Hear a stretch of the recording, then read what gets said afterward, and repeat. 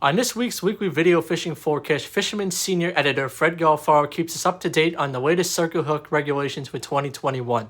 Reports from Timothy O'Rourke of Montauk about a real good cod bite, and I have been playing around and having a ball with my fly rod on the freshwater ponds and rivers. We also have reports from our correspondents. All here and more at the new fisherman.com. The Fishing News is sponsored by these fine partners. The weather for the weekend doesn't look like it wants to cooperate. If you're looking to get out on a party boat, hopefully that will change. With our Montauk report, we have Captain Timothy O'Rourke. Thanks, Matt. Well, welcome everybody. It's the start of a new year. Hope everyone's doing well. Out here in Montauk, I'm sure a couple of you have heard, the cod fishing's off to a very good start.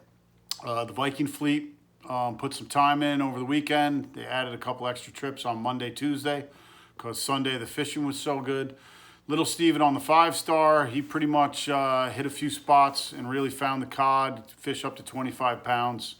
The Viking Star followed suit on Saturday, Sunday, and Monday, or on Sunday, Monday, and Tuesday. Got plenty of pictures of all the fish. The other boat that's been fishing is Jamie on the Miss Montauk. They were out on Sunday. They had a nice catch of cod. Jamie was pretty happy to report that there's plenty of fish around. Not a whole lot of charter boats going. Paul Bruno on the Elizabeth II, he went out on Monday, obviously heard, and a couple of his charters wanted to go. He did well. Got a couple pictures of Paul's fish. On one somber note, Paul's father-in-law, Bob Mayer on the Elizabeth, sadly passed away a short while ago. Many people remember Bob as a fixture on the charter fishing community here in Montauk. He was a wonderful captain. He was a very talented captain.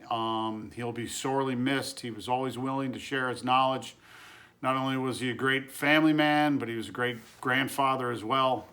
And it's going to be a big hole left in the Montauk charter community. So Viking will be sailing this weekend. If fishing's good and the weather's good, they'll be adding more trips accordingly. So plan some trips and get out here and do some cod fishing. Fisherman senior editor Fred Galfaro has new regulations regarding circle hooks. Fred? Hey, effective January 1st, ASMFC, which is the Atlantic States Marine Fisheries Commission, has required that anglers fishing for striped bass with bait in all the coastal states must use non-offset circle hooks. This, in theory, is an excellent regulation, an excellent concept. It will help release mortality on striped bass, which is an important factor in striped bass management. And especially the real intent was for bait fishing with fixed baits like fishing clams, bunker chunks, mackerel chunks, live eels even. And in those cases, it makes a lot of sense. Unfortunately, there are some techniques that are not protected by the regulations, such as eel skin plugs, rigged eels, and even bucktails dressed with pork rind because they consider pork rind a natural bait. Now, I've gotten a lot of comments on the bucktail issue. People actually asking, where they can find bucktails with circle hooks. That's ridiculous. A striped bass, I've never caught a striped bass that swallowed a bucktail in over 50 years of fishing for them. The problem is the trailer, and there's a simple solution. You have fat cow strips. You also have otter tails, and these are actually better than pork rind. They don't require staying in a liquid. You can leave it on. You could fish it all night, leave it on your jig, come back the next day, and it's still pliable and still very fishable. And that's the simple solution to getting around the bucktails and pork rind. You can find more details on these regulations at the site below. Just click on the link. DEC is also having a comment period that runs through March 8th where you can make suggestions, make comments on these regs, and perhaps even suggest excluding skin plugs, bucktails with pork rind, etc., from the regulations. Now, you can send these, you can email your comments to the address below, or if you prefer snail mail, you'd rather mail it, you can send it to DEC headquarters, that's the address below, and have your comments heard. This is your opportunity to comment on the circle hook regulations. Back to you, Matt. I have to tell you, I've been having a blast with the fly rod recently. I made a switch over from the spinning rod when I caught a bunch of fish on that. Been targeting trout, bass, perch, and it's been really successful using the fly rod with them. I've been using small presentations, small nymphs, small woolly buggers, working really slowly. These fish are really lethargic in the winter. The fly rod definitely helps. If you've been using the spinning rod, what I suggest is using the fly rod. Definitely check it out. It's really rewarding to catch on it. Steigercraft boats, built by people who fish our waters. Serious anglers choose Steigercraft for their 40 years of boat building experience right here in the Northeast and Mid-Atlantic. Visit steigercraft.com for a dealer near you. Here's a guy that knows a thing or two about fly fishing. Paul McCain from River Bay Outfitters. Hello, Matt. Well, right now it is the middle of January. It is cold, but we're expecting some very, very good weather this weekend. Unfortunately, I've been very busy getting ready. We're doing a lot of fly tying classes and bringing in a lot of fly tying material. So I've been too busy to get out. But I did hear from some good friends.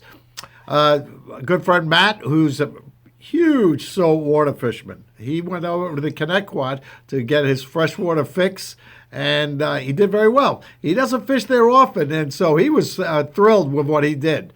A good friend of mine, Tim Regan, he also has been fishing out east in the brackish water for those white perch. He's doing well. This weekend should be good with that. If not, stop at the shop, get some material, and sit home and tie flies. So until next week, tight lines, and I'll see you later, Matt. Let's check in with Chris Ludwig, who has been fishing the freshwater as well. Chris? Hey, thanks, Matt. What's going on, guys? So I'm going to be covering the last week and a half here. I started off fishing with my buddy Sean from Not Your Rods and Plastics, and we did really well with the crappie about 10 or so miles east of me. We caught him on the trout magnets and small things like the gold waxworms and things similar to that. Moving forward, in that same body of water I found some off-shooting streams. We found some little pickerel, very small ones, but we caught them on the Gambler paddle tail, the easy bait. These guys work really well. That purple and green color seems to fire them up. I'm hoping to find some bigger, more predatory ones in the area. So as we learn the water, we'll figure that out. But speaking of pickerel, I had a couple buddies of mine send in some pictures. My buddy Basshole Surf Casting and South Shore Sharking caught some stud pickerel, and they released them both, and they're just beautiful, so I had to share them with you guys. So the action's, it's taking some work, but other than that, it's great to be out there, and I hope to see you all soon. From Fire Island area and the Great South Bay, let's check in with Captain Al Lorenzetti. Hey Matt, Fire Island report. Basically, it's codfish.